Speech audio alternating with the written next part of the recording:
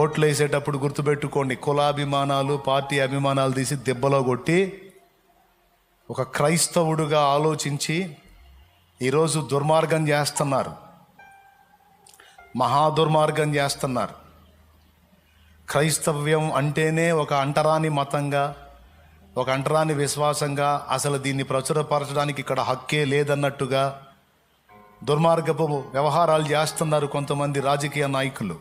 మణిపూర్లో దుర్మార్గాలే చేసింది ఒక పార్టీ. క్రైస్తవ స్త్రీలని నడి రోడ్డు మీద నగ్నంగా ఊరేగించింది. అచ్చంగా మతమే దానికి, ఆ మత విద్వేషాలు రెచ్చగొట్టడమే ఆ పార్టీకి.